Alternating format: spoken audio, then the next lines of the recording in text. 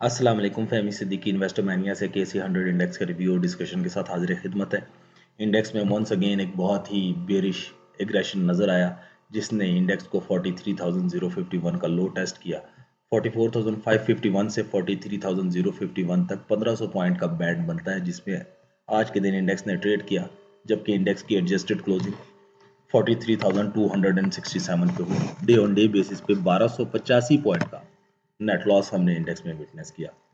Unfortunately बहुत ही बुरा trading session था। ऑल्दो हमारे स्टॉक्स ने हमने मोस्ट ऑफ द स्टॉक्स में बेरिश कॉल सजेस्ट की थी आप लोगों को, चाहे वो हम टैली की बात करें, चाहे टीआरजी की बात करें, चाहे एवीएन नेटसोल की बात करें, चाहे टीपीएल की बात करें, चाहे जीजीएल की बात करें। इन सारे स्टॉक्स में हम लोगों ने आप लोगों को, चाहे एटीआरएल की बात करें, चाहे एमएलसीएफ की बात करें, चाहे डीजीकेसी की बात करें, अल्हम्दुलिल्लाह इन सारे स्टॉक्स में हमने आप लोगों को बेरिश कॉल सजेस्ट की थी और आज हमने उनके बेरिश लेवल टेस्ट होते हुए भी देखे। और हम ये कल या परसों या एक हफ्ते पहले से नहीं कह रहे, इनके लेवल्स हम already day on day basis पे, ग्रेजुअल बेसिस पे आप लोगों को बताते चले आ रहे हैं और आज हमने उनके अल्टीमेट एक्सपोज लेवल्स या तो टेस्ट होते हुए देखे या उनके करीब इंडेक्स को जाते हुए देखा। कुछ स्टॉक्स ऐसे थे जिन्होंने स्टॉप लॉसेस हिट किए, जिसमें यूनिटी था, जिसमें टीपीएलपी था, लेकिन this is a part of game. Unexpected और एक्सपेक्टेड ट्रेड्स के दरमियान कुछ ऐसी ट्रेड जरूर होती हैं जो अनएक्सपेक्टेड हो, इसीलिए ये कहा जाता है कि आप डाइवर्सिफिकेशन के साथ काम करें। अगर 10 स्टॉक्स में से 8 स्टॉक्स ऐसे थे जिन्होंने अपने टारगेट्स बनाए और 2 स्टॉक्स ऐसे थे जिन्होंने अपने स्टॉप लॉसेस को हिट किया, तो आप स्टिल प्रॉफिटेबल हो। लेकिन डाइवर्सिफिकेशन नहीं करेंगे और अनफॉर्चुनेटली सिर्फ उसी स्टॉक में काम कर रहे होंगे जो कि स्टॉप लॉस हिट कर रहे हैं, तो फिर डेफिनेटली आप हमें गालियां देते हुए नजर आएंगे। बट अल्हम्दुलिल्लाह, beside from that to stop losses, we have witnessed a great success to our calls. इसके बाद, लेकिन इन सारे कॉल्स के बावजूद, इन सारी सक्सेसफुल कॉल्स के बावजूद, we are not happy because market में बेरिश मूव हैप्पीनेस क्रिएट नहीं करता, दैट इज सैडनेस।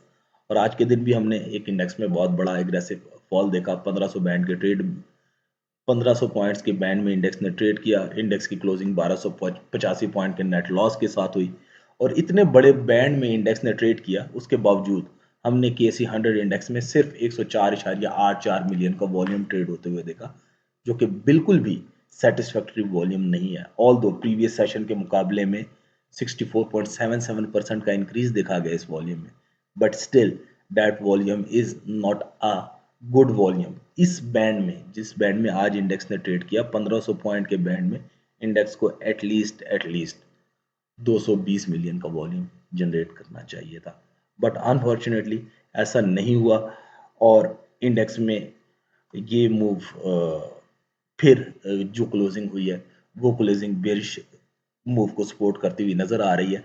अगर अगर कुछ पॉलिटिकल डिस्कशन करें कि फंडामेंटल ग्राउंड्स के ऊपर इसमें क्या चीज़ें नजर आई, तो फंडामेंटल ग्राउंड्स के ऊपर एक तो मार्केट में हमारे इंटरनल पॉलिटिकल इंस्टेबिलिटी थी, उसकी वजह से मार्केट में प्रेशर बना।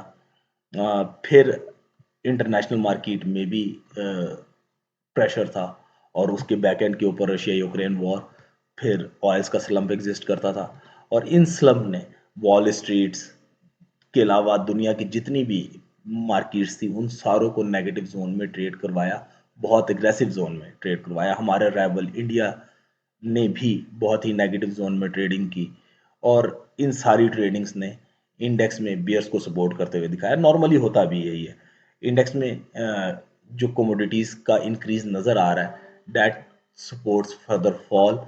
और अगर ये फॉल इसी तरह रहा, ये रशिया यूक्रेन की कंडीशन स्टेबल नहीं हुई, तो ये जो नोज डाइविंग कैटेगरी का आज हमने फॉल देखा है, इस तरह के कुछ फॉल्स और भी हम देख सकेंगे। आज के दिन इंडेक्स में जिन लेवल्स पे क्लोजिंग हुई है, उन क्लोजिंग को देखते हुए ये कहा जा सकता है कि कल के दिन के लिए इंडेक्स में जो एज इनिशियली एग्जिस्ट करता है वो बियर्स के पास एग्जिस्ट करता है। इंडेक्स ने 44,830 से नीचे क्लोजिंग की है, that closing is supporting bears. लेकिन साथ साथ ये बात भी जहन में रखनी चाहिए कि इंडेक्स अब बहुत इंपॉर्टेंट स्पोर्ट्स की तरफ जा रहा है और इन स्पोर्ट्स में इतनी एबिलिटी ज़रूर है कि इंडेक्स में अगर बाइंग इंटरेस्ट ना भी डेवलप करे तो एटलीस्ट यहाँ पे एग्रेसिव शॉर्ट कवरिंग को निगेट नहीं किया जा सकता। कल के दिन अगर इंडेक्स एक एग्रेसिव फॉल के साथ स्टार्ट लेता है और वो एग्रेसिव फॉल इंडेक्स को 43,000 से नीचे ट्रेड करवाता है, 42,700, 42,600 या 42,430 का लेवल टेस्ट होता है, तो इन लेवल्स पे से हम एग्रेसिव शॉर्ट कवरिंग को रूल आउट नहीं कर सकते। जो बाउंस यहाँ से इंडेक्स में आ सकता है, जिसकी पॉसिबिलिटी काफ़ी ज़्यादा है, वो बाउंस इंडेक्स को 43,600 से 43,920 तक इनिशियली लेकर जाने की सलाहियत रखता है।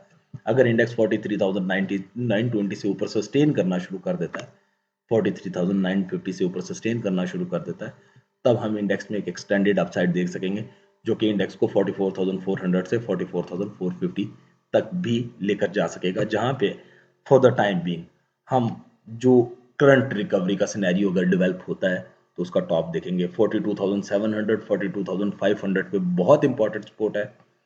इन सपोर्ट्स का टूटना इंडेक्स के लिए अच्छा नहीं होगा, और अगर टूट भी जाए तो सस्टेन नहीं करना चाहिए। यानी इंडेक्स अगर 42,700, 42,500 से नीचे जाता है तो वहां पे एग्रेसिव शॉर्ट कवरिंग आनी चाहिए और इंडेक्स की क्लोजिंग 42,700 से ऊपर होनी चाहिए।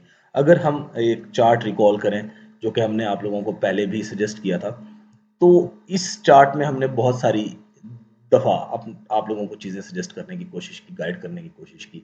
जब हम यहाँ पे इंडेक्स को देख रहे थे 43,500 के अराउंड, तब भी हमने ये बताया था कि इंडेक्स में एक एग्रेसिव फॉल इंटैक्ट हो जाएगा अगर इंडेक्स ने 43,500 की सपोर्ट को रिस्पेक्ट ना दिया।